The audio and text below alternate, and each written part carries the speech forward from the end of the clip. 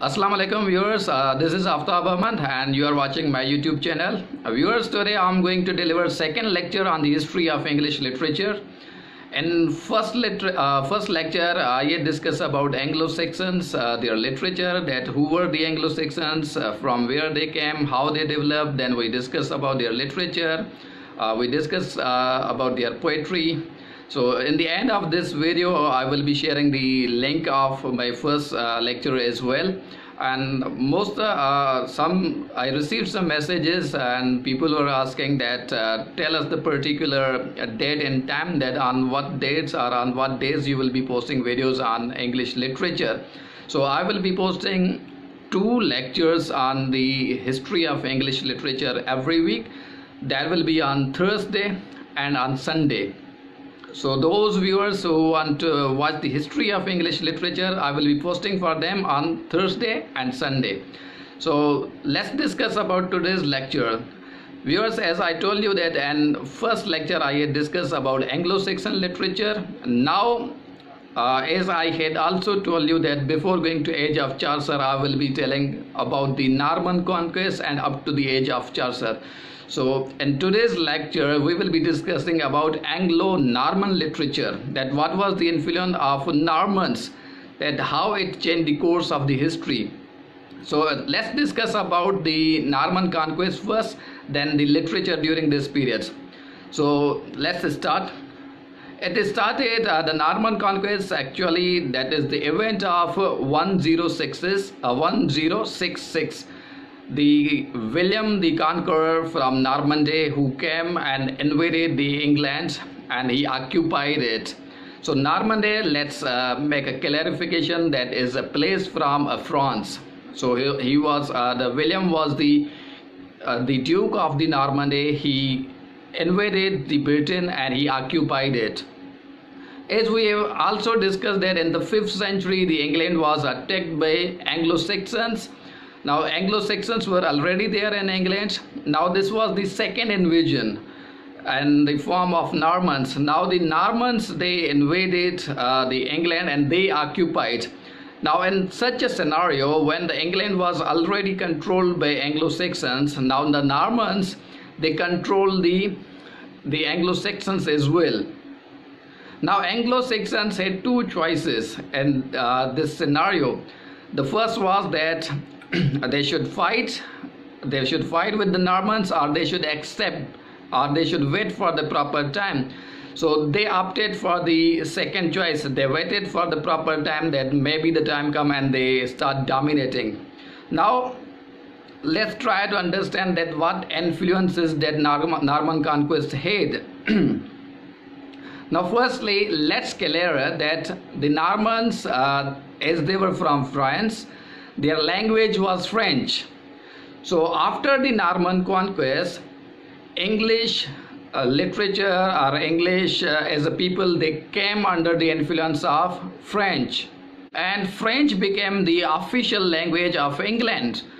The elite class, all the ruling class, they were speaking French, and the common people, the local people, the ordinary people of the England, they were speaking Old English. So let's try to understand that the ruling class was speaking French and the ruled one, they were speaking English. Now the influence continued for a long period of time. Their legacy of Williams, the William I was there, the William II, then Henry, up to the King John. So their dominancy was there, and the English people, the people of England, they remained subject to those Normans, the French actually.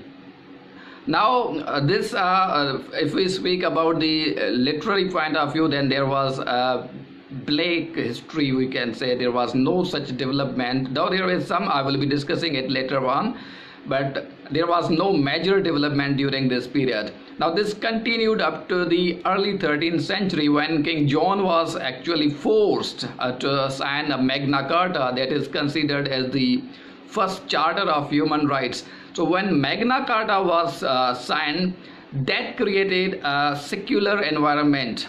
Now the people coming from the original England, the English people, then the Anglo-Saxon, and certainly the Normans, the ruling class, they all get the secular environments, and they were encouraged towards the literature. Now, after the early 13th century, we see some development in the field of literature, but before this, we hardly see any great work.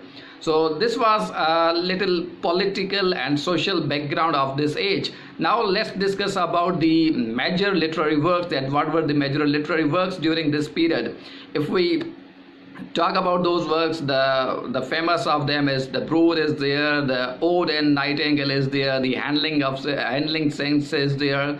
So let's go and discuss all these works in detail. So let's go to the screen. Viewers, now let us discuss the literature development during Anglo-Norman period. The first noteworthy work produced under the French influence is Layamon's Brut, that was written in about 1205. Now this is a long poem of about 30,000 lines.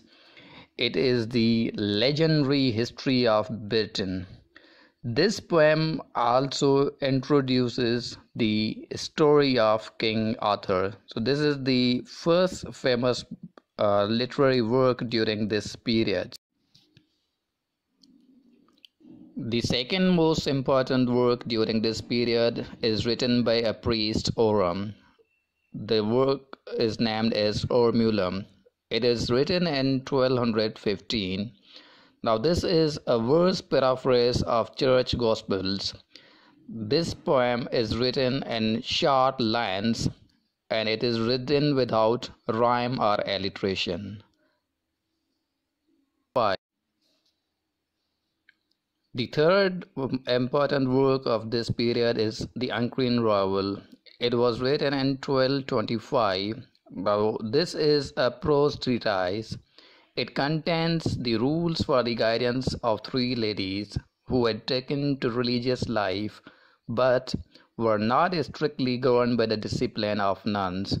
So this is a literary work, and it is written in prose form in the Anglo-Norman period.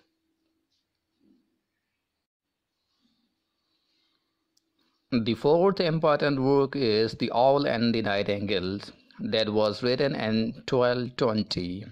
We do not know about the authorship of this poem. It is a verse debate between two birds. The birds discuss about their relative merits. The important thing about this poem is that it is written in French octosyllable couplet. Symbolically, it is the story between two birds, but in reality, those birds are discussing two different aspects of human life. The other important works during Anglo-Norman periods are Manual of Sins by Robert Manning, that was published in 1303, and the other Remorse of Conscience, that was written in 1340, and the Cursor Mundi. So these are the other important works during this period. Viewers, I hope that this was a good description about the literature during this period.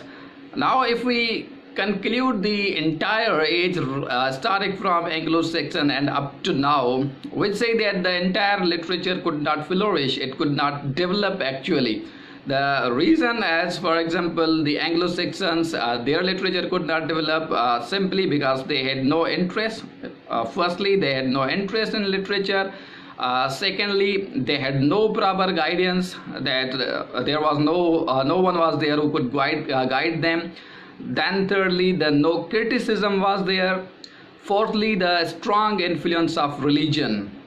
We know that literature needs a secular environment to flourish, as there was the strong influence of Christianity, so the literature could not develop. It was controlled by church. So these are the certain reasons due to which the English literature could not flourish during that time.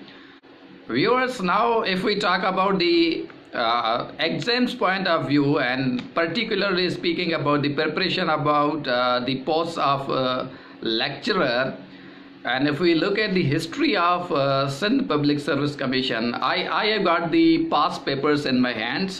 Here I have got the past papers of few years. Now, if you go through these papers, I have got these papers in my hand, and I was going through those papers as well. Now, I have got the papers of 5-6 years, and we have just one question from this entire age. It's very surprising. It's the beginning of the literature, though it's considered very important but from exams point of view, we have just one question, and the exam of 2012. And remember, that question is again about English language, not English literature.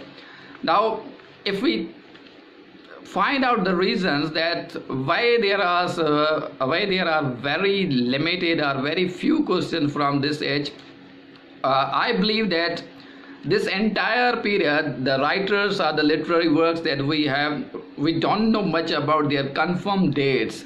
We don't know about the confirmed authors. Let's talk about the Beowulf. We don't know who is its author. If we talk about the other works, we don't know about their exact dates. So the element of uncertainty is there. Now, due to this, I believe that the Commission is not considering as much. Maybe some questions later on become controversial. That is why the Commission itself is avoiding questions from this period. But again, we also know the unpredictable nature of Sindh Public Service Commission. So we cannot just skip this age. And as I had said in the first lecture, that we must read history in chronological order. So we must read it thoroughly. We try to understand each and every point of this age. But as I said, from the exams point of view, this is less important. But from the history's point of view, this is very important age. So I hope that this little video will help you, and you will listen to it, you will watch it, and you will enjoy it as well. And viewers, in the end, I must say that thank you very much for watching this video, and I request that if you have not subscribed my channel, then do subscribe it now for watching my upcoming videos. Till then, Allah Hafiz.